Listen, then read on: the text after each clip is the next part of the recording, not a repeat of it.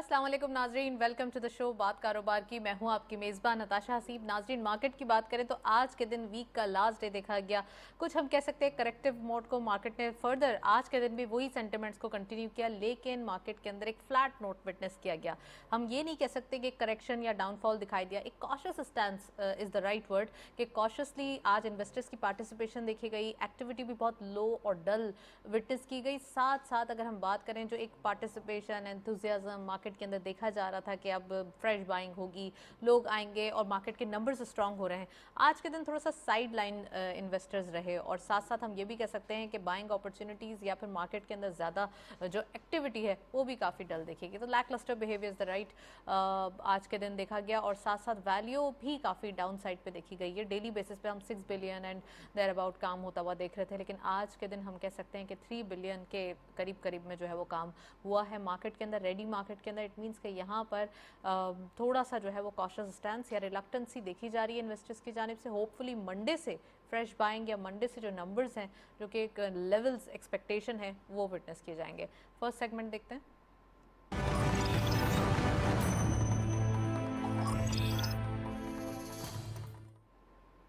Let's have a look market highlights. Weekly slides देखते चलते हैं। मंडे के दिन मार्केट का क्लोजर हुआ 42,850.83 पे। 242.12 का डिक्लाइन देखा गया। 185.51 मिलियन शेयर्स ट्रेड किए गए। अच्छे वॉल्यूम्स कल के हम कह सकते हैं कि मंडे के दिन से आज तक देखे जा रहे हैं। साथ साथ ट्यूसडे के दिन 42,796.85 का डिक्लाइन देखा गया। 53.98 पे क्लोजर रहा। 188.62 मिलियन शेयर्स ट्रेड किए गए। वेडनेसडे के दिन अगेन मार्केट के अंदर जो एक नेगेटिविटी थी उसको मार्केट ने कंट्रास्ट किया। इंडेक्स जो है वो एक अच्छे चेंज के साथ आगे आया। 42,983.75 पे क्लोजर। 186.9 का इजाफा। 189.4 मिलियन शेयर्स का कारोबार रहा। थर्सडे के दिन दैट इज यस्टरडे 42,818.72 मार्केट का क्लोजर। 164.03 का डिक्लाइन। 181.13 मिलियन शेयर्स ट्रेड किए गए। अगेन थोड़ा सा एक वॉल्यूम्स पे नज़र डालें तो काफ़ी सीरीज़ में काफ़ी जो है वो एक क्यू में दिखाई दे रहे हैं डेली बेसिस पे। फ्राइडे के दिन आज के दिन 42,730.24 पे क्लोजर। 89.48 का डिक्लाइन एंड 188.73 मिलियन शेयर्स का कारोबार रहा। कुछ हम कह सकते हैं कि 100 या 200 पॉइंट्स का ओवरऑल पूरे वीक के अंदर डिक्लाइन देखा गया है। ये मार्केट के अंदर एक फ्लैट परफॉर्मेंस यानी कि एक रिलक्टेंसी कॉशियस स्टैंस हम कह सकते हैं कि इस वीक के अंदर देखा गया। नेक्स्ट सेगमेंट की तरफ चलते हैं।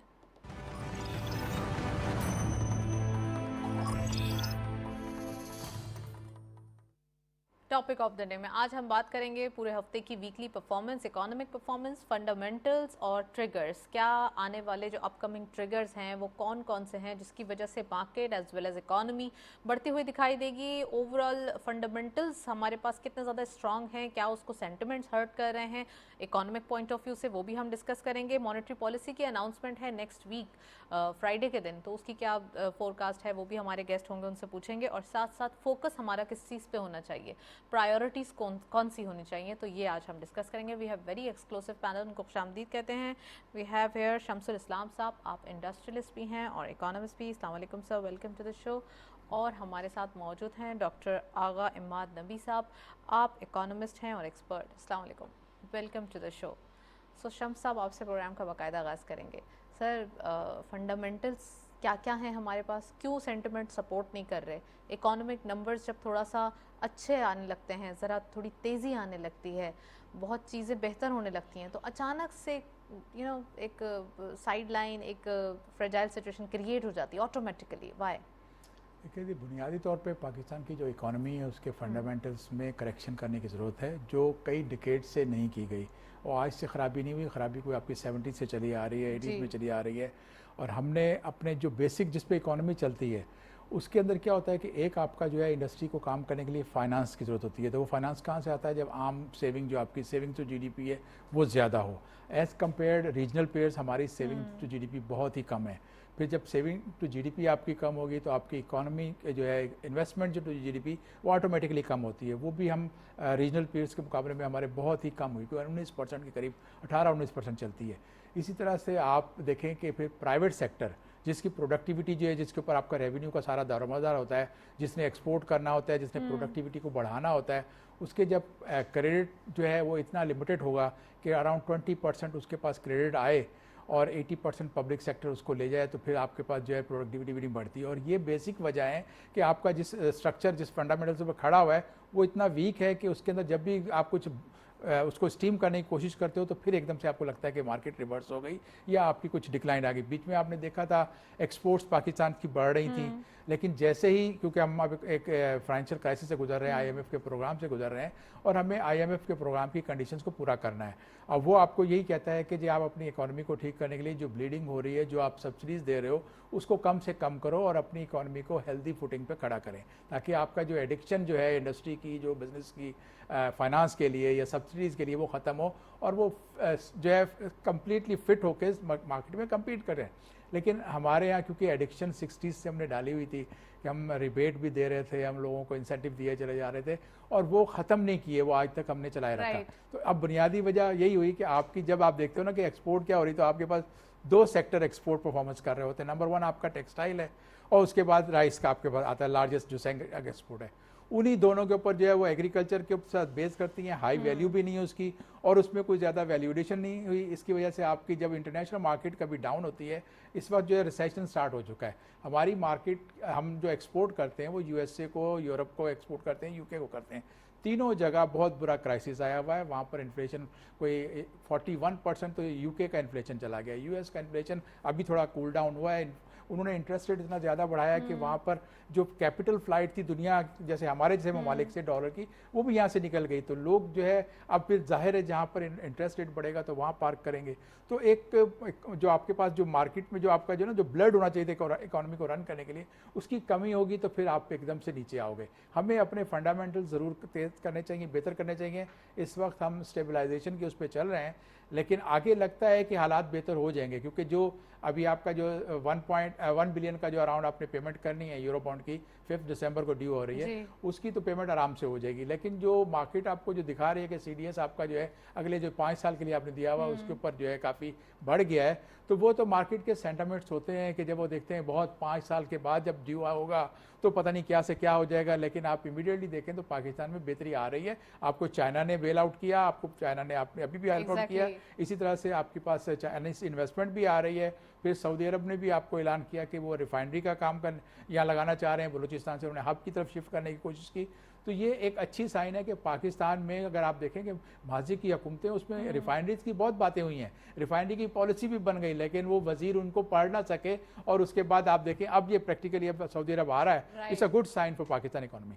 वेल डिटेल्ड शमसुल इस्लाम साहब ने ये कमेंट दिया है, तो डॉक्टर आगा साहब प्लीज़ इसको भी क्लैरिफाई करें। और साथ साथ एक चीज़ जो इन्होंने पॉइंट आउट की है वो मैं पूछना चाहूँगी, वो ये कि इन्होंने कहा कि 1980 और 1970 की दहाइयों से और फिर उसके बाद से जो है वो थोड़ा सा ये एक इशू क्रिएट हो गया है। लेकिन आप ये देखें, जब जब आपकी पॉपुलेशन बढ़ती है तो आपके तो इश्यूज़ क्रिएट होते जाते हैं। जैसे जैसे टेक्नोलॉजी आ रही है, पुरानी चीज़ें थोड़ी कैंसिल होती जा रही हैं, नई चीज़ें रिक्वायर्ड हैं, यूथ आपकी ज़्यादा हो गई है, पुराने तौर तरीके ख़त्म हो गए, बहुत सारी चीज़ें जो एक हम कह सकते हैं कि बहुत वास्ट चेंज आया है और इस वास्ट चेंज को रूल आउट नहीं किया जा सकता, पूरी दुनिया ने ये अडॉप्ट किया है।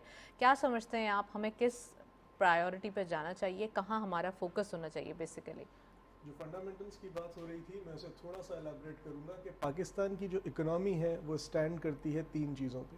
Number 1 large scale manufacturing, small scale manufacturing and agriculture. हम एग्रीकल्चर को बहुत एक इम्पोर्टेंस देते हैं, लेकिन agriculture contributes only 23 to 27% of the economy. उसके अलावा हमारी लार्ज स्केल मैन्युफैक्चरिंग है और उसको स्मॉल स्केल, जो लार्ज स्केल में सर ने टेक्सटाइल के बारे में बात की, बिल्कुल। अगर हम इन चीज़ों पे फोकस करें, 1980s की आपने, 70s की आपने बात की, तो ऑब्वियसली 70s से लेके हम अभी तक जिस तरह से स्टेबल और एशिया के टाइगर्स माने जाने वाले कंट्रीज़ में से एक हुआ करते थे, सडन डिक्लाइन क्यों आया? Lack of political I think instability की वजह से वो कंटिन्यू चलता रहा। फिर हम लोगों ने जो लोन्स वगैरह को, जो रीपेमेंट के जो स्केड्यूल्स थे, उसको हम जो डिले करते चले गए कंटिन्यूसली, उसकी वजह से इशू आना स्टार्ट हो गए। अब जो करंट फंडामेंटल्स की बात कर रहा हूँ, तो करंट फंडामेंटल का इशू सिर्फ पाकिस्तान में नहीं है, ये ओवरऑल है। अगर आप थोड़ा सा 1-2 महीने पीछे चले जाएं तो आप वॉर देखेंगे, एक यूक्रेन और रशिया की जो वॉर थी, ये इसने सुपर साइकिल एक महंगाई को पैदा किया था, नॉट जस्ट ये यहाँ पंप पर। अप हो गई पूरी जी हाँ। दुनिया में। अब आप ये देखें फॉर एग्जांपल कि अगर यूक्रेन और रशिया ये दोनों आपस में वॉर कर रहे हैं तो इसका इफेक्ट सिर्फ इन दोनों पे नहीं था, ये इफेक्ट ओवरऑल इनके जो नेबरिंग कंट्रीज थे उन सब पर था। क्योंकि आप इस वॉर से, इस कॉन्फ्लिक्ट से या तो दो काम हो सकते हैं, या तो सीधी वॉर हो रही है और दूसरा इम्पैक्ट जो सबसे ज़्यादा पड़ता है वो पड़ता है ट्रेड के ऊपर।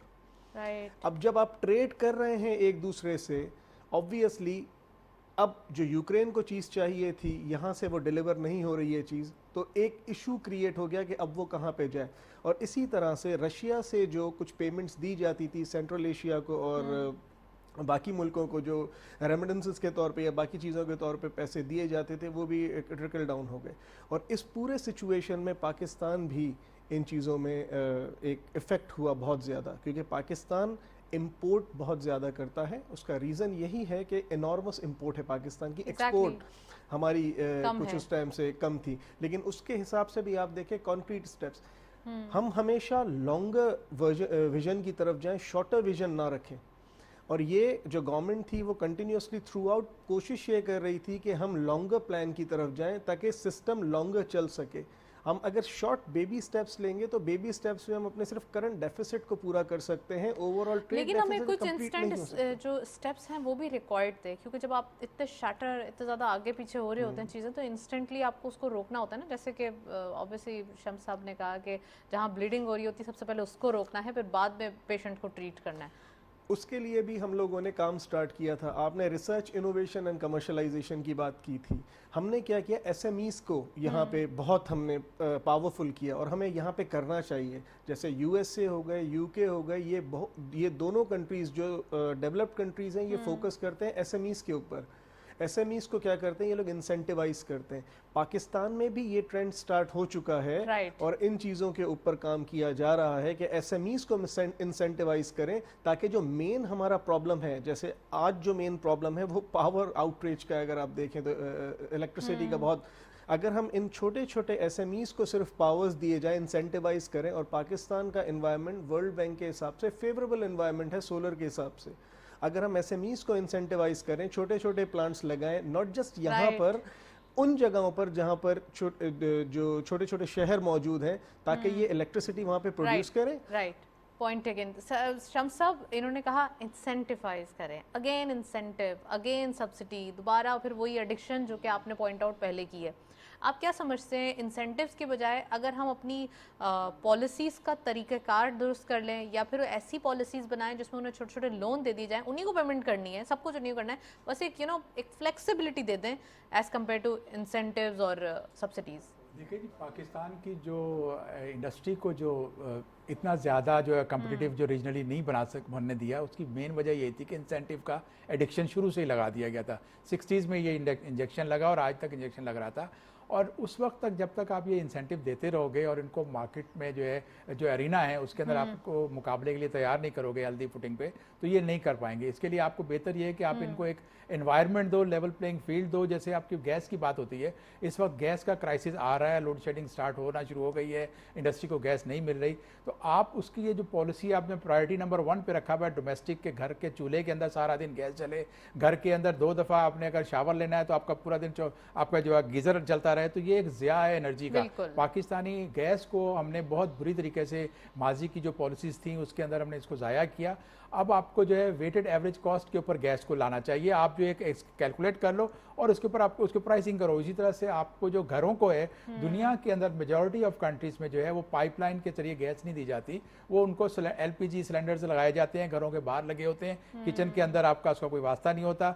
तो यही एक सेफ्टी का भी पहला वो है कि safety start at your door. आपने वो करा नहीं, आपने तंदूरों में, आपने बेकरी में, आपने हर जगह जहाँ भी बर्न किया जाता है, यहाँ तक कि आपने कमर्शियल व्हीकल्स में जो एलएनजी दे के आपने वो गैस सीएनजी दे के उसमें को भी जला दिया। तो ये अगर इंडस्ट्री में चल रही होती तो आपको आज गैस इतनी महंगी नहीं करनी पड़ती थी, आज आपको इंपोर्ट नहीं करनी पड़ती इतनी महंगी कि अगर आप अपनी लोकल इंडिजिनस को एफिशिएंटली यूज़ कर रहे होते हो।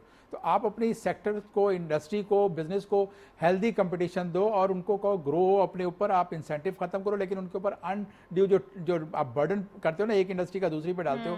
अब मैं मिसाल देता हूँ, फर्टिलाइजर का भी हम बहुत बड़ा सेक्टर है हमारा जो सब्सिडाइज उसको सब्सिडी मिलती है, तो लेकिन क्या वो उसका गैस की जो खाद की जो प्राइसेस हैं वो कम हो सकी, लेकिन वो कम नहीं हुई। वो तो इतना रेट आपको फेवरेबल नहीं होता। तो सर्दियों में हमेशा जो है गैस की शॉर्टेज होती है, तो ये हर प्लांट जो है अपनी मेंटेनेंस सर्दियों में क्यों नहीं करता? सर्दियों में मेंटेनेंस कर लें, गर्मियों में आपके पास इसका लोड नहीं होता और आपके Exactly.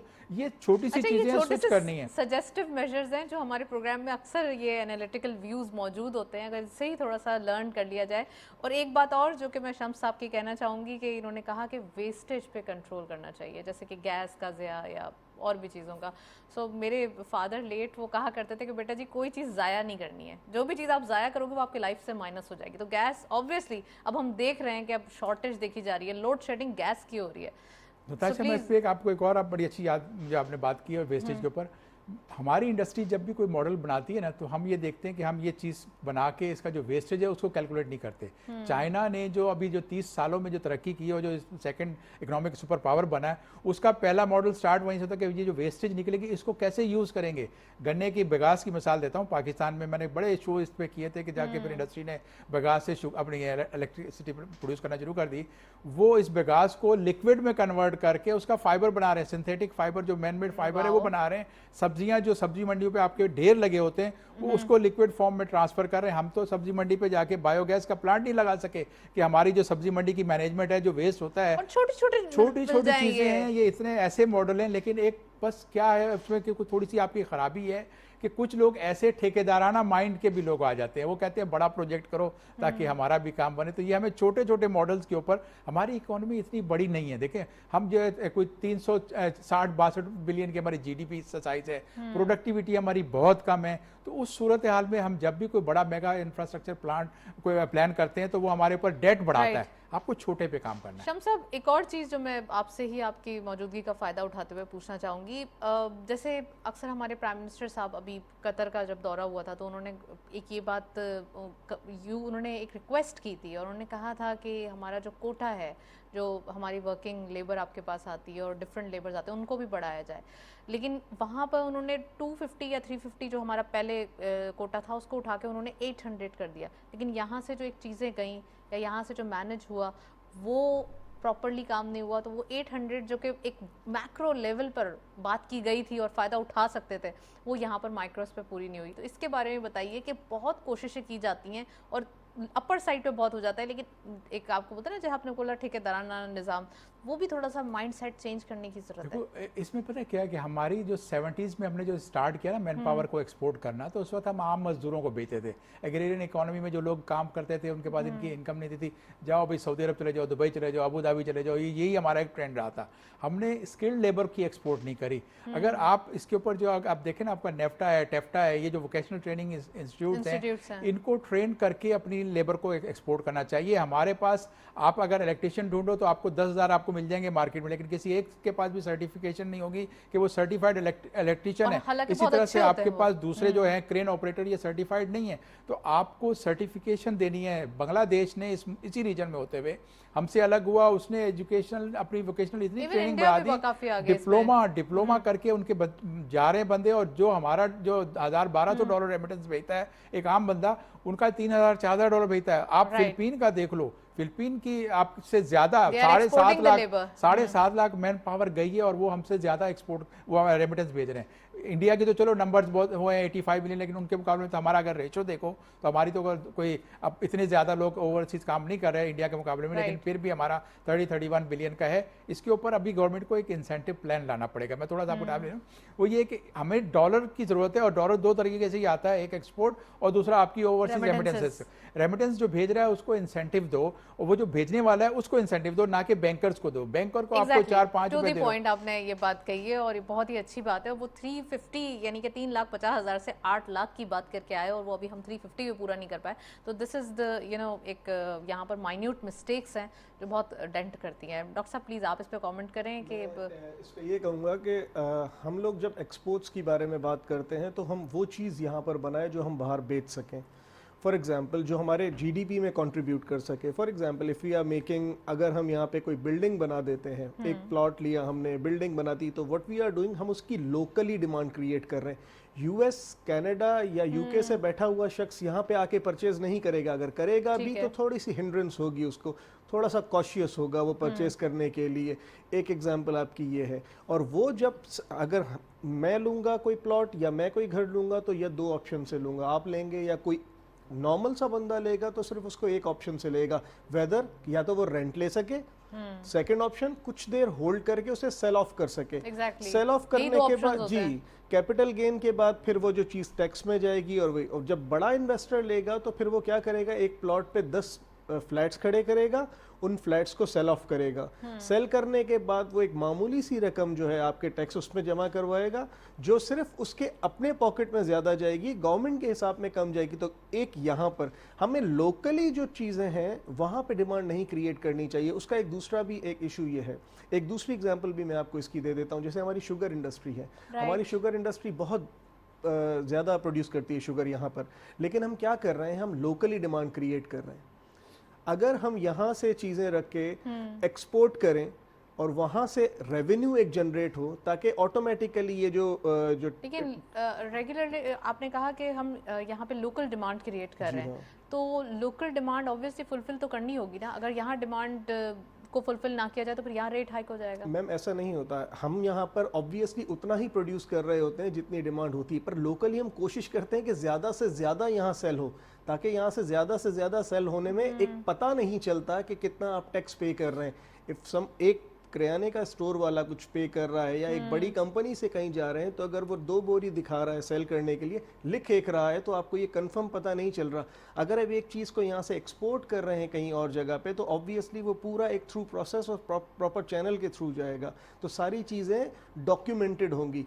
और जब ये रेवेन्यू आपके पास आएगा तो इन रेवेन्यू को आप अपने अर्बन एरियाज में लगाए, रूरल एरियाज में लगाए। तभी मैं उन चीज़ों को कह रहा था कि इंसेंटिवाइज का मतलब हम ये रखें कि सब्सिडी हम फिर टारगेटेड सब्सिडीज दें, जैसे ईरान में दी जाती हैं, जैसे डिफरेंट जगह पे दी जाती हैं। इंडस्ट्रियलिस्ट आगे आए, वो कहें कि हमें सब्सिडी नहीं चाहिए, बट जो बाकी गरीब लोग हैं हम उन्हें सब्सिडीज़ दें, जो छोटे छोटे शॉपकीपर्स हैं हम उन्हें सब्सिडीज़ दें, ताकि वो चीज़ें प्रोड्यूस करें। और इसी तरह जब हम एसएमईज़ की बात करते हैं तो एसएमईज़ को भी मैं इस तरह फोकस कर रहा हूँ कि एसएमईज़ यहाँ पर अगर प्लांट लगाएंगे, एनर्जी प्रोड्यूस करें, खर्च करें, बाकी जो बच जाए हमारे नेशनल ग्रिड में भेजें, ताकि नेशनल ग्रिड में भेजने से ये केओस कहीं ना कहीं जाके ट्रिकल डाउन तो होना स्टार्ट होगा। वरना अगर इस तरह से कंटिन्यू हम चलते रहेंगे तो हमारी एनर्जी की भी कीप ऑन, जो हमारी खपत है वो बढ़ रही है दिन ब दिन, जैसे जैसे हमारी पॉपुलेशन बढ़ रही है। क्योंकि अभी रिसेंट की जो रिपोर्ट आपकी वर्ल्ड बैंक ने पब्लिश की है, उसमें उसने ये कहा है कि अगर आपकी इकनॉमी 60% डेट के साथ मौजूद है, तो आप ये समझें कि हर साल आप 2% नीचे, मतलब नेगेटिव ग्रोथ हो रही है आपकी, अगर आपकी 60% डेट मौजूद है, डाउनफॉल देखा जा रहा है। तो ये इशू हमें टैकल करने के लिए कॉन्क्रीट स्टेप्स लेने पड़ेंगे, जिनमें लेने के लिए हमें यही एक ऑप्शंस हैं, और 2-3 ऑप्शंस और हैं कि वो चीज़ बनाएं जो बाहर से लोग आके परचेज करें यहाँ पे, या हम भेजें तो वो परचेज करें, सिर्फ यहीं पे उसकी डिमांड क्रिएट ना करें। इसके लिए तो फिर हम ये कह सकते हैं कि हमें प्रोडक्ट्स की वैरायटी बढ़ानी पड़ेगी, रॉ मटेरियल को ना हम सेल कर दें या एक्सपोर्ट कर दें, हमारे पास वैल्यू एडिशन करना जी पड़ेगा। जी, इसमें हमारे पास आईटी के चीज़ें मौजूद हैं कि हम सीड्स यहाँ पर ऐसे लाएं कि बेहतर तरीके से कर सके। सीड्स की जैसे प्राइसेस है उसको एग्रीकल्चर की बेस पे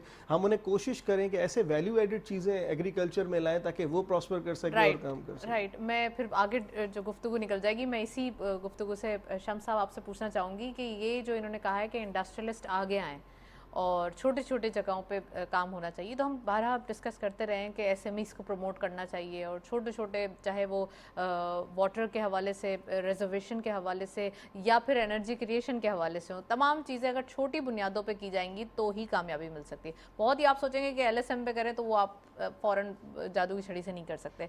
अब ये बताइए कि हमारी जो हमने टॉपिक में भी रखा है हमारी priorities and focus, what do you think कि कौन सी प्रायोरिटीज़ अभी फोकस में रखनी चाहिए, क्योंकि पावर आपने पहले भी जिक्र किया, what do you think more?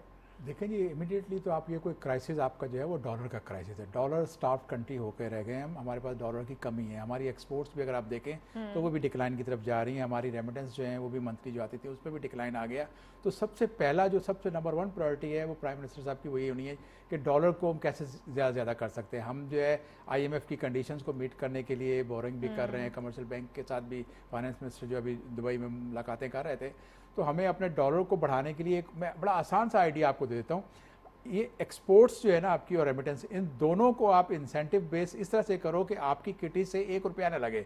वो कैसे कि आप इसको बोनस वाउचर का एक स्कीम लेकर आओ कि जो रेमिटेंस पाकिस्तान में आएगी, वर्कर भेजेगा, जब वो प्रोसीड्स बैंक में रियलाइजेशन होगी उसको $1 के ऊपर $2 का वाउचर देंगे। वो वाउचर जो है स्टॉक एक्सचेंज में ट्रेडेबल होगा। उस ट्रेडेबल होने से उसकी वैल्यू बढ़ती जाएगी। फिर साथ ही आपका जो एक्सपोर्टर की प्रोसीड आती है उसको भी हम $2 का वाउचर दे देंगे। ये 2 से स्टार्ट करेंगे, 5-10 पे चला जाएगा। ये जो आप इमीडिएट आप देखते हो ना कि ओपन मार्केट और आपकी जो इंटरबैंक मार्केट है इसके अंदर एक बड़ा गैप आ गया है कि आपका जो एक्सचेंज रेट का डिफरेंस काफ़ी ज़्यादा हो गया है। उसको फिल करने के लिए ये एक तरीका बड़ा ज़बरदस्त है जिसमें हुकूमत के सिर्फ 50 पैसे खर्च होंगे, वो वाउचर की प्रिंट करने की कॉस्ट लगेगी। वो चेक बुक की फॉर्म में आपने बैंकों को दे देनी है, उसके पीछे NTN नंबर लगा होगा, एक्सपोर्टर का NTN लगा होगा। इसी तरह से रेमिटेंस वाला आ रहा है, जो रेमिटेंस भेज रहा है उसके पासपोर्ट नंबर को डाल दो या CNIC नंबर डाल दो या आप उसका NTN नंबर है वो डाल दो। तो ये आपका डॉक्यूमेंटेड हो जाएगा। आपकी पूरी की पूरी जो आपकी जो है ना इस वक्त एक्चुअल जो वर्थ है ना आपकी रेमिटेंस की वो $50 to $60 बिलियन की है। नताशा, डॉलर की रिक्वायरमेंट थ्रू प्रॉपर चैनल भी लोग ज़्यादा ये थोड़ा सा अवॉइड कर रहे हैं, या ये भी थोड़ा सा एक इशू आ रहा है जिसके ऊपर काफ़ी क्रैकडाउन भी किया गया है, देखा भी गया है, लेकिन उनका कहना ये है कि हम यहाँ से भेज रहे हैं तो फिर उसमें हमें जो एक्सचेंज जो एक भेजने के बाद पैसे कम पड़ते हैं, तो ये इशू आ रहा है, ज़रा फीस ज़्यादा कट रही है। देखो नताशा, एक बड़ी अहम बात है जिसको मैंने कभी भी किसी इकोनॉमिस्ट को डिस्कस करते हुए नहीं देखा। पाकिस्तान के बॉर्डर के ऊपर 2 ऐसे मुल्क हैं जो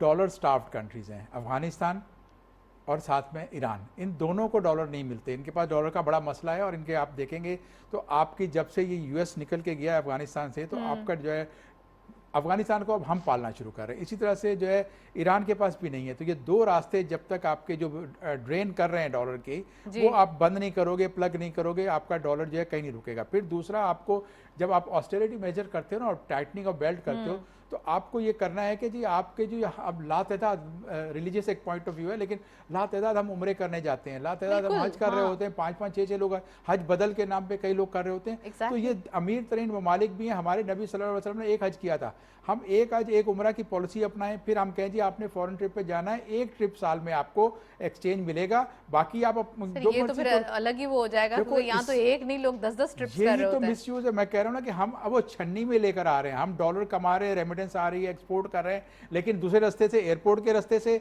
और बॉर्डर के रास्ते से आपका ड्रेन आउट हो रहा है। वो ड्रेन को जब तक नहीं रोकोगे, जो ब्लीडिंग की मैंने जिक्र किया था वो यही है कि एक जख्मी आपके पास इमरजेंसी में है और आपकी ब्लीडिंग हो रही है और आप उसको ब्लड दिए जा रहे हो, ये आपको ब्लीडिंग इसकी रोकनी है। ये डॉलर की ब्लीडिंग है कि हमारा जो हम रिच क्लास के लोग जो है जो अफोर्ड कर सकते हैं दुबई शॉपिंग करना जाना या रहने जा रहे हैं, हर महीने बाद आप देखो 3-3, 4-4 लोगों के ट्रिप लग रहे होते हैं, वो क्या है, वो किस कॉस्ट पे हम लोग उसको डॉलर दे रहे हैं, वो आपको रोकना पड़ेगा। आप बिल्कुल टाइट कर दो कि डॉलर को बड़ी अक्लमंदी के साथ खर्च करें, ज़्यादा ज़्यादा उसकी ब्लीडिंग ना होने दें। फिर आपको दूसरा ये करना है कि आप अपने पास इंसेंटिव रखोगे। एक्सपोर्ट में इस वक्त जो सबसे बड़ा मुश्किल वक्त है वो रिसेशन है। आपके ये तीनों मार्केट जो है USA, UK, यूरोप में रिसेशन है। वहाँ जब तक आप प्रोडक्ट सस्ती नहीं बेचोगे आपकी एक्सपोर्ट नहीं बढ़ सकेगी। एक और जो जरिया है, एक और जो वे आउट हो रहा था, जहाँ से ड्रेन आउट हो रहा था डॉलर, वो भी कंट्रोल किया गया है। वो है हमारा इम्पोर्ट के ऊपर थोड़ी सी जो एक सैंक्शंस दी गई उसकी वजह से कुछ एक टाइटनिंग की गई, लेकिन उसका एक साइड इफेक्ट ये हुआ, आप ये कह लें साइड इफेक्ट या फिर ये कह लें कि उसका एक इम्पैक्ट आया, वो था एक्सपोर्ट्स पे भी थोड़ा सा उसका एक हम कह सकते हैं डेंट आया है। उसको भी कंट्रोल किया जाए और इसको भी कहीं से टाइट किया जाए। देखिए, इंपोर्ट ऑलरेडी जो है उसके ऊपर गवर्नमेंट ने जो टाइटनिंग मेजर लिए हैं और उसका एक रिजल्ट भी सामने आया है कि आपका जो ट्रेड डेफिसिट है वो कम हो गया। अब आपको तकरीबन जो है इस साल जो है एंड ऑफ द ईयर आपको लगता है अराउंड 10 बिलियन का आपको खसारा होगा। तो ये एक बड़ी हद तक हुकूमत इसमें कामयाब रही है, लेकिन इसको थोड़ा सा और आपको अननेसेसरी जो चीज़ें हैं, मैं ये भी देखता हूँ कि सुपर मार्केट्स में अगर आप जाएँ तो पेट्स की, डॉग्स की फूड भी आपके पास पड़ी हुई है, वहाँ बिक रही है। आपके लग्जरी आइटम्स जो हैं वो बहुत ज़्यादा, ये सारी ज़रूरत नहीं है इसकी मंगाने की आपको, लेकिन रॉ मटेरियल और जो मशीनरी जो आपकी इंडस्ट्री में एक्सपेंशन करती है उसका भी डिक्लाइन आया है। तो आपने उधर भी टाइट कर दिया, और ये टाइट करने से क्या हो रहा है कि फिर आपका रेवेन्यू के ऊपर फर्क पड़ रहा है। आपका अगर पूरा अभी जो रेवेन्यू डिक्लाइन हुआ है उसकी मेन वजह यही है कि आपकी इंपोर्ट्स जो है मशीनरी की नहीं आ रही, फिर आपकी एक्सपेंशन नहीं हो रही, फिर जो आपने टर्फ में दिया था लोगों को कि इंडस्ट्री लगाएंगे, अब वो इंडस्ट्री जिसने लगा ली, मशीनरी मंगा ली, वो तो सही है, लेकिन उनके पास गैस नहीं आ रही, तो ये कैसे चलेंगे? आपको ये पूरा पहिया चलाना है, इसके लिए हुकूमत को एक बैलेंस करना होगा। इसको आपने स्टक किया तो फिर आपका डिलेड मोनेटाइजेशन का फायदा कुछ नहीं होना आपको, बल्कि रेवेन्यू का लॉस हो जाएगा। राइट चरण जी, डॉक्टर साहब फिर अगेन एक बहुत बड़ा चार्ट आपके पास, बहुत बड़ी लिस्ट है, जी। इसको भी पॉइंट आउट कीजिए। और दूसरा ये कि आगे आने वाले दिनों के लिए क्या समझते हैं आप, कौन से ट्रिगर्स हैं जो हमें पंप कर सकते हैं? देखिए, इकोनॉमिक ग्रोथ हमारी टोटली अलाइन है हमारी माशी खुशहाली से, ठीक है जी। आपके दो क्वेश्चंस बहुत वैलिड थे, पहला कि डॉलर को किस तरह से किया जाए और रेमिटेंसेस, मैं इन दोनों पे बात करूंगा। गवर्नमेंट ने एक बहुत अच्छा स्टेप लिया है कि जो मेन चीज़ है, जो मेन कॉज है इसकी, मनी एक्सचेंजर्स, उनको रेस्ट्रिक्ट किया गया है। जो डॉलर्स एक्सचेंज करने आ रहे हैं एक सर्टेन लिमिट तक उन्हें डॉलर दिया जाए, ये बहुत अच्छा है। $500 के बाद इवन आपको NIC शो करना पड़ता है। ये बहुत अच्छी बात है। इससे ये पता चलेगा कि डॉलर्स कितने इनफ्लो हो रहे हैं और आउटफ्लो हो रहे हैं, ये एक क्लियर एक आइडेंटिफिकेशन हो जाएगी और इसका रिकॉर्ड पूरा मौजूद हो, एक पूरा मैकेनिज्म मौजूद हो जिसके थ्रू हम ये डॉलर्स को इंटैक्ट करके रख सकें। Number second, remittances. जहाँ तक रेमिटेंसेस की बात है, remittances is not the permanent solution in my opinion. कितने ही कंट्रीज हैं जो इससे फायदा उठा रहे हैं, चाहे आप इंडिया की बात करें, बांग्लादेश, इंडोनेशिया। बिल्कुल, मैं ये नहीं कहूँगा कि ये फायदेमंद नहीं है, मैं कह रहा हूँ कि it's not a permanent solution. हमें परमानेंट सॉल्यूशन के लिए अपनी इकोनॉमी को बेहतर करना चाहिए, ना कि हमें ऐसे पैसों के ऊपर रिलाई करना चाहिए जो हमारे बाहर से हमारे ही लोग हमें भेज रहे हैं हेल्प के लिए। अगर आपकी खुद की इकोनॉमी इतनी स्ट्रांग होगी तो उसे रेमिटेंसेस की जरूरत नहीं होगी। इवन यहाँ पर लोग आके काम करेंगे तो that could be even beneficial कि वो अपने घर पे भेजें। तो ये अगर प्रोसेस हमारा बेहतर हो जाए, ये इम्पॉर्टेंट है। और दूसरा आपने कहा कि कौन से इम्पॉर्टेंट स्टेप्स हैं, इम्पॉर्टेंट स्टेप्स हमारे ये हैं कि हमें अपने एक्सपोर्ट्स को ज़्यादा से ज़्यादा बढ़ा देना चाहिए। अब एक्सपोर्ट्स को बढ़ाने के लिए हमें चेक करना चाहिए कि हम किस चीज़ में बेहतर हैं। आप चेक करें कि अब कोरोना था, कोरोना में भी हम लोगों ने बहुत अच्छा सर्वाइव किया, उसके बाद फिर हुकूमत आई, हुकूमत में भी हम लोगों ने बहुत अच्छा सर्वाइव किया। अभी सिर्फ ये है कि इस पॉलिटिकल इंस्टेबिलिटी की वजह से हम थोड़ा सा पीछे हो गए, वरना स्टेप्स हमारे बहुत मुनासिब हैं और छोटे छोटे बेबी स्टेप्स लेके हम लॉन्ग टर्म प्लानिंग कर रहे हैं जिसकी बेस पे हम वहाँ पहुँच सकें, ताकि हम इस कंट्री को उस जगह पर देख सकें जहाँ पर हम ये सोच रहे थे देखने के लिए। इसीलिए मैं ये कहूँगा कि जो डॉलर का इन्फ्लक्स है हमारे यहाँ पर, हमारी ट्रेड कंटिन्यू रहे, हम लार्ज स्केल मैन्युफैक्चरिंग टेक्सटाइल को और ज़्यादा प्रमोट करें इन चीज़ों को। और इसीलिए मैं ये कहूँगा दोबारा हम सब्सिडीज आप मत दें, आप उन्हें वी आर नॉट अलाउड, दें या नहीं दें की तो बात ही नहीं, we are not allowed to do that. Exactly. लेकिन अब मैं कह रहा हूँ इंडस्ट्रियलिस्ट जो हमारे लोग बैठे हैं, जो बिजनेसमैन हैं, उन्हें यहाँ पे आके पॉजिटिव रोल प्ले करना पड़ेगा। गवर्नमेंट के साथ बैठना पड़ेगा, इन चीज़ों को डिसाइड करना पड़ेगा कि हमें कहाँ पे काम बेहतर करने की ज़रूरत है, कहाँ पे उन्हें हेल्प की ज़रूरत है और कहाँ पे गवर्नमेंट कितनी ज़्यादा हेल्प कर सकती है। राइट अच्छा, आपने जिक्र किया कि रेमिटेंसेस के हवाले से, तो मैं वहीं आना चाहूँगी। ये एक बड़ा क्वेश्चन क्रिएट कर देता है। जब आपकी एक्सपोर्ट और रेमिटेंसेस हम मिला रहे थे, जब जाके हम इंपोर्ट का मुकाबला कर पा रहे थे। आप समझते हैं कि इस मुकाबले के अंदर अगर एक्सपोर्ट्स के नंबर बढ़ जाएं, और आपने कहा टेक्सटाइल को और ज़्यादा हमें पंप करने की ज़रूरत है, क्या समझते हैं IT एक रेवोल्यूशनरी चेंज ला रहा है पूरी दुनिया के अंदर? Why not IT is there too. मैंने ये नहीं कहा, मैंने कहा कि हमें टेक्सटाइल जो हमारे यहाँ पे मेजर है, LSM है, हम उस पर तो फोकस करें। IT के साथ हम एग्रीकल्चर, जो तीन हमारे मेन जो टोटल 100% कंट्रीब्यूट कर रहे हैं, हम उन्हीं चीज़ों को मिला के आगे काम करें। रेमिटेंसेस को मैं इसीलिए ये कहता हूँ कि remittances is good for any country, मैं ये मना नहीं कर रहा, मैं ये कह रहा हूँ कि लेकिन कब तक, एटलीस्ट जब तक आप हमें सफिशिएंट होना चाहिए, वो हमारे लिए एक एक्स्ट्रा बोनस क्रिएट करे। बोनस है, वो आ जाए, एक क्वेश्चन मौजूद है, फिर उसके थ्रू आप जो भी उसको ट्रेड करवा सकें, स्टॉक एक्सचेंज के थ्रू जो हमें वहाँ पे पैसे लेने आ रहे हैं या कुछ, वो एक अलग एक, फिर हम उस कॉस्टिंग की तरफ जा रहे हैं, हम उस कॉस्टिंग को सेव करने के लिए डायसेक्ट करके और फर्दर जो है फर्दर उस पे हम कुछ उसी के थ्रू हम इकोनॉमिक ग्रोथ की तरफ मूव कर सकें, उन्हीं पैसों को सेव करने के लिए। लेकिन मैं ये कह रहा हूँ कि रेमिटेंसेस को हम ये ना सोचें कि this is the permanent solution for us. तो क्या समझते हैं डॉक्टर साहब, फिर हमारे पास ऑप्शन क्या रह जाएंगे? एक तो ये है कि हम एक्सपोर्ट के थ्रू डॉलर ले लेते हैं, दूसरा हम रेमिटेंसेस के थ्रू। मैम IT को हमें बूस्ट करना चाहिए, हमें IT सेक्टर को बहुत बूस्ट करना चाहिए। हम IT में बहुत पीछे हैं, हम आईटी में बहुत ज़्यादा पीछे हैं, हमें आईटी सेक्टर को बहुत ज़्यादा बूस्ट करना चाहिए। अब दुनिया चेंज होती जा रही है, अब दुनिया चेंज हो रही है, आर्टिफिशियल इंटेलिजेंस पे आ गई है, फिनटेक पे आ गई है, बिजनेस एनालिटिक्स पे आ गई है। अब चीज़ें यहाँ से, अब आप मैं एक एग्जांपल दूंगा एक छोटी कंपनी से। कनाडा में एक रेस्टोरेंट ऑपरेट कर रहा है और उसको जो यहाँ से जो पेमेंट प्रोसीजर सारा हो रहा है वो लाहौर से हो रहा है। यहाँ से वहाँ पे लोग खाना खाते हैं और वहीं पे पे करते हैं, उसकी सारी ट्रांजैक्शन यहाँ लाहौर के थ्रू होती है। सो आईटी को हम जिस तरह से बेहतर कर सकें ताकि हम अपने लोगों को बाहर पहुँचा सकें, अपनी टेक्नोलॉजी को बाहर पहुँचा सकें जो रीच हो सके। जैसे हमने कुछ अर्से पहले कोरोना के टाइम पे जो मशीन्स थी हमारी, हम लोगों ने वो एक्सपोर्ट की थी ताकि हमें फ़ायदा हुआ था। तो स्लोली ग्रेजुअली में आईटी है, एग्रीकल्चर है, इन चीज़ों को ज़्यादा से ज़्यादा प्रमोट करना चाहिए। हमें सिर्फ रेमिटेंसेस पे रिलाई नहीं करना चाहिए। राइट, चले जी। शम्स साहब प्लीज़ आप डू कमेंट ऑन दैट कि थोड़ा सा इसके ऊपर ही बताइए। आइडियाज़ भी जारी है, आइडियाज़ के हवाले से बात करना चाहूँगी कि ये भी एक अच्छा परसेप्शन पूरी दुनिया के लिए है। लेकिन आपको मैं यहाँ पॉज करूँगी, नेक्स्ट सेगमेंट की तरफ चलते हैं।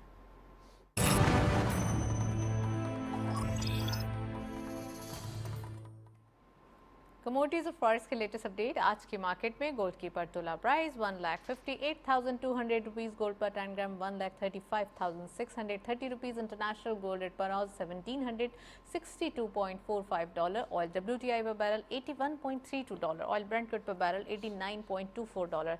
It's really good to see that के ऑयल प्राइसेस जो है वो कम होते हुए दिखाई दे रहे हैं। Next please. करेंसीज में सबसे पहले यूरो बाइंग रही 244 rupees, selling was 246.25, UK pound buying रही 279 rupees, selling was 281.5, US dollar buying रही 227.75, selling was 229.95 and Chinese yuan buying रही 31.09, selling was 31.34। Saudi riyal buying रही 62.5, selling was 63.1, UAE dirham buying at 64.5, selling was 65.1, Kuwaiti dinar buying रही 722.197, selling was 727.19, and lastly Omani Riyal buying रही 577.79, selling was 582.29।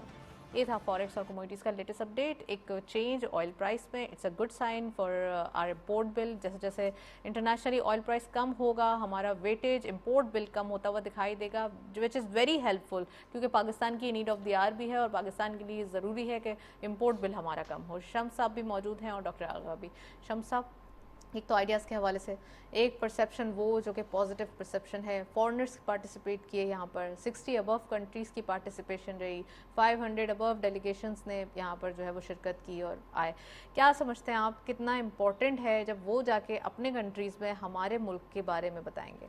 देखिए जी अच्छा, अभी जो ideas का जो एक्सपो हुआ है इसमें कुछ 64 कंट्रीज से डेलीगेशन आए हैं हमारे, और ये कुछ 4 साल के बाद हुआ। कोविड के दौरान तो करीब नहीं हुआ था, लेकिन उसके बाद जब ये हुआ है तो एकदम बड़ा ज़बरदस्त किस्म का इसका जो रिस्पांस आया है।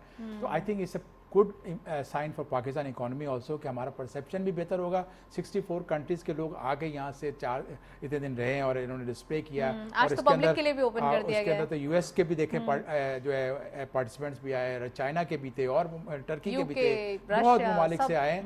तो ये एक पाकिस्तानी जो हम यहाँ पर मैन्युफैक्चर कर रहे हैं, जो टेक्नोलॉजी की प्रोडक्ट भी आई है हमारी, जो आपकी डिफेंस से रिलेटेड हैं, फिर आपकी जो आर्मर्ड व्हीकल्स हैं और दूसरी चीज़ें हैं, यहाँ तक कि ड्रोन पाकिस्तान का शाहपुर का जो वो सब चीज़ें आई हैं। तो ये हमारे लिए एक फ्यूचर में एक मार्केट जो है क्रिएट करेंगी और हमारी एक्सपोर्ट्स बढ़ सकती हैं।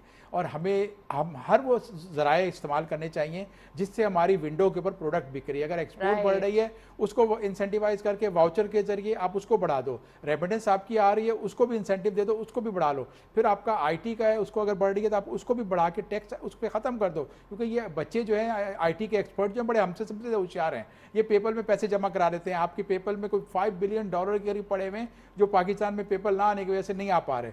आप उसको टैक्स फ्री करो, क्योंकि ये टैक्स फ्री डॉलर आपको फ्री में डॉलर मिल रहा है ना। आप अगर बोरो करने जाते हो तो 8.5% 13% पे आप जाके बोरो करते हो, ये 12% पे बोरो करते हो, तो उसकी एक कॉस्ट पे करनी है जो हमने टैक्स पेयर की शक्ल में वापस देनी है। आपको हर रेवेन्यू खुला रखना है, जो चीज बिकती है उसको कहो इसके साथ ये ऑफर भी है, आप लेके चलें। आपको जब तक अपनी by one get one free kind of हमारे पास वाउचर की कोई कॉस्ट नहीं है। ये पाकिस्तान के जो है 60s में ये एक्सपोर्ट बोनस वाउचर इंट्रोड्यूस कराया गया था, और जर्मन जो डॉक्टर थे, उन्होंने ये इकोनॉमिस्ट थे, उन्होंने ये प्लान बना के दिया था। उसने पाकिस्तान की एक्सपोर्ट्स को 4.5 बिलियन से बढ़ा के 10-10.5 बिलियन पे पहुंचाया। ऐसे ही कुछ रेवोल्यूशनरी हम कह सकते हैं कि इम्पैक्ट लेने की जरूरत है। पाकिस्तानी किटी के अंदर पैसे नहीं है कि कैश किसी को सब्सिडी दे दें, कैश किसी को इंसेंटिव दे दें। हम एक बोनस वाउचर की तरह जो ट्रेडेबल होगा, स्टॉक एक्सचेंज में जाएगा, ट्रेडेबल होगा, उसका फर्दर यूज होगा, इंपोर्टर्स उसको यूज लेके ड्यूटी रिलैक्सेशन देंगे, उसके रेवेन्यू अपना यूटिलिटी बिल देंगे, जहां जहां भी उनको इंसेंटिव उससे मिलेगा वो कर सकेंगे। तो ये एक आपको बहुत अच्छी स्कीम बन सकती है। अभी हमने जो है कुछ जगह ये अप्लाई किया भी है। आपके अफगानिस्तान जो बांग्लादेश है, उसने इसी आइडिया को, हमने कई सालों से ये प्रोग्राम में डिस्कस करते हैं, वो अब 2 अपने रुपए टका जो है उनको बोनस दे रहा है रेमिटेंस भेजने वाले को, तो उनकी रेमिटेंस भी इसी तरह से बढ़ रही है। तो ये आपको एक्सपोर्ट्स को कोई सब्सिडी कैश की ना दें, उसको कंपेटिटिव बना दें, उसकी जो आपने कॉस्ट बढ़ा दी एनर्जी की, अट्रैक्टिव बना दें, उसको एनर्जी की कॉस्ट, फिर दूसरा उसको मार पड़ती है जब आपका रुपये अप्रिशिएट होता है ना। अब अगर उसने सौदा कर दिया कि डॉलर 223 का था, आज हमने कोई माल बेचा है, अगर मेरी प्रोसीड आए उस वक्त 215 का 218 का हो जाए या 200 का हो गया, तो मैं तो लॉस कर गया ना उसके अंदर। तो आपको एक वाउचर स्कीम जो है, एक सपोर्ट मिलती है, एक आपका शॉक एब्जॉर्बर होता है वो इस तरह का, इसको जरूर लाना चाहिए। इसका हुकूमत के ऊपर कोई फर्क नहीं पड़ेगा, WTO इसके अंदर आपको कभी कुछ नहीं कहेगा, क्योंकि ये वाउचर इस्तेमाल होंगे, इंपोर्ट्स को फैसिलिटेट भी करेंगे, और इसकी फंडिंग इंपोर्ट्स और कंज्यूमर जो है इंपोर्टेड गुड्स के, वो कर रहे होते हैं, बैंक हुकूमत नहीं कर रही। तो इट्स अ ब्रिलियंट चीज़ कि आप इसको लेकर आओ, आप एक्सपोर्ट्स को बढ़ाओ, आप अपने पास वैल्यू एडिशन कराओ। शुगर की हमारे पास 2.4 मिलियन टन सरप्लस हुई है लास्ट ईयर। इस दफ़ा हम फिर सरप्लस प्रोडक्शन करने जा रहे हैं। गन्ने की क्रॉप बहुत अच्छी हुई है डिस्पाइट इसके कि फ्लड आया। तो आप एक्सपोर्ट खोल दो, आपको अगर 1 मिलियन टन एक्सपोर्ट आपकी हो जाती है, 500 मिलियन तो वहीं से आ जाते हैं। राइट चलें जी, लास्ट मिनट्स हैं 2 मिनट्स, तो डॉक्टर साहब आप इस पे कमेंट करें। और शुगर के हवाले से मैं ज़रूर ये चीज़ ऐड करना चाहूँगी कि यहाँ पर जब हम एक्सपोर्ट खोल देते हैं, फिर वो एक अलग तजाद आ जाता है गुफ्तगू का, लेकिन जब एक्सपोर्ट आप ओपन कर देते हैं तो फिर यहाँ लोकल डिमांड क्रिएट हो जाती है, जो कि फिर महंगाई की तरफ जाती है। नहीं, हमेशा मैम देखें, आप तभी लोकल डिमांड को कंप्लीट करने के बाद ही एक्सपोर्ट करते हैं। कभी ऐसा नहीं होता कि हम लोकल डिमांड को आधे में छोड़ दें और एक्सपोर्ट करें। लोकल डिमांड कंटिन्यू होने के बाद ही हम एक्सपोर्ट करना शुरू कर देते हैं। तो हमारे लिए एक्सपोर्ट करना तो अभी प्रायोरिटी बेसिस पे जो चीज़ें हमारे पास एम्पल में मौजूद है, हम एक्सपोर्ट करें और देखें कि किस कंट्री को नीड है, हम उसकी तरफ मूव होते हुए चले जाएं, उन्हें एक्सपोर्ट करने के लिए मौका दें। और दूसरी बात कि हम जिस तरीके से, जिस पेस पे अभी चल रहे हैं, स्लोली फ्लड भी आया हुआ है, लेकिन फिर भी इकोनॉमी आप देखें काफ़ी बेहतर तरीके से स्टेबिलिटी की तरफ मूव हो रही है, स्लोली ग्रेजुअली। तो मैं ये सोच रहा हूँ कि आगे अगले आने वाले वक्त शायद और बेहतर से बेहतर भी होता चला जाएगा। Well, thank you so much doctor Agha, आप हमारे साथ मौजूद थे। शमसुल इस्लाम साहब, आपका भी बहुत शुक्रिया, आप तशरीफ लाए प्रोग्राम में। आज के दिन हमने डिस्कशन की फंडामेंटल्स और प्रायोरिटीज़ के ऊपर। ऑब्वियसली फंडामेंटल्स पाकिस्तान के स्ट्रॉन्ग दिखाई देते हैं, बिजनेस की बात करनी है, बिजनेस को अट्रैक्शन देनी है, और सारे डोर्स, जैसे कि शम्स साहब ने भी कहा और दूसरे हमारे एनालिस्ट ने, कि हमें सारे डोर्स ओपन रखने चाहिए, सारी जो अट्रैक्शन है वो देनी चाहिए एक्सपोर्टर्स को। That's it. इसी नोट पे प्रोग्राम को वाइंड अप करेंगे। इजाज़त दीजिए, अल्लाह हाफिज़।